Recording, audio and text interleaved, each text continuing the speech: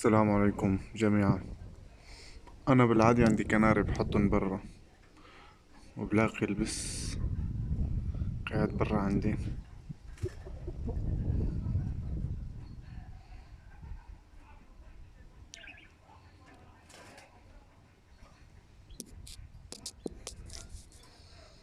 يعني لولا ما أنا شبعاني أكيد كانت تحاولوا تقرب علي، بس شوي شبعاني. ها هي ليطية يعني بدها تصيد وتطير، بس ما عم تعرف كيف الخيط. أنا من شوي فوق القفص واقفة.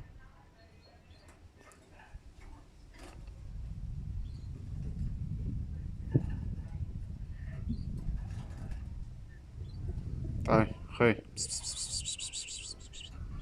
تعال هون. شو عم تعمل هون؟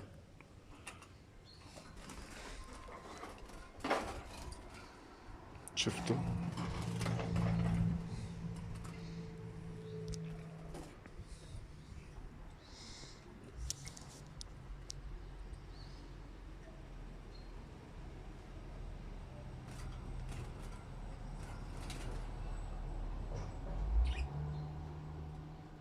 طبعا أنا ماني خايف على الطيور الحمد لله، يعني إنه أمان بإذن الله هني، لأنه بده من القفص. بس إذا بتضل قريبة منين هيك كتر بصير يخبطوا بجوانحن بالقفص، بهالريش رجعانحن تبعين أو بيتكسر. أنا ما بدي يصير هيك.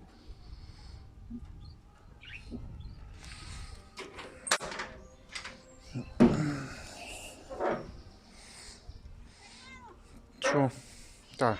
أهلا. تعال خير يا شباب، تعال. إن شاء الله لا قوة إلا بالله. طيور الباتشي. ها؟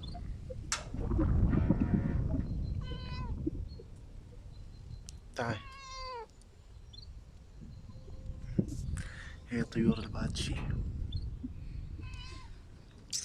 وهي كناري. هذا كناري كناري كناري. تعال شوف، تعال. تعال شوف، تعال. تعال بتجي. تعال يلا، تعال شوف. خي. تعال هون. خي، بس بس بس بس بس بس بس بس. تعال. يلا تعال. ضربتني عيتي. تعال يلا، تعال شوف، تعال. تعال خي. يلا تعال.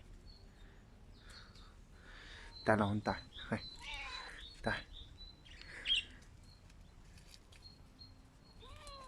تعال. تضربني.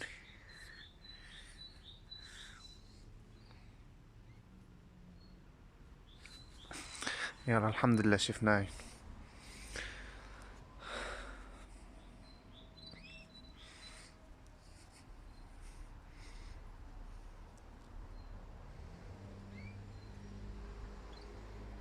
تعال يلا، تعال شوف، تعال.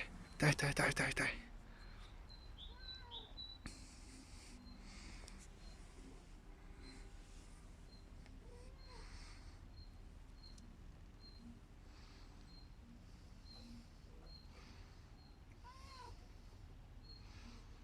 جاي علي.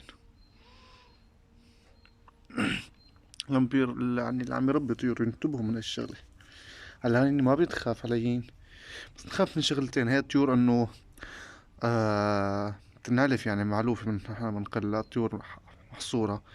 اي قفطة قوية بجوز يعني انه تخاف بسرعة هيك بجوز تنجلد بتموت اول شغلة.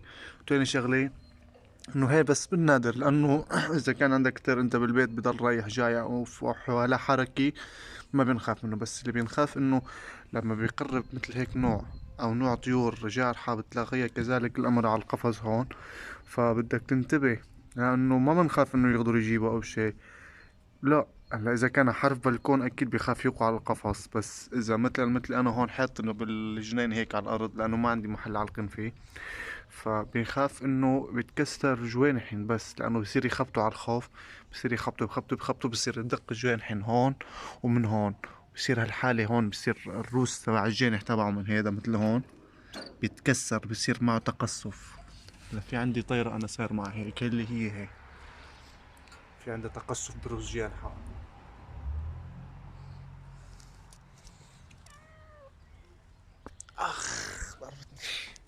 يلا السلام عليكم ورحمة الله وبركاته.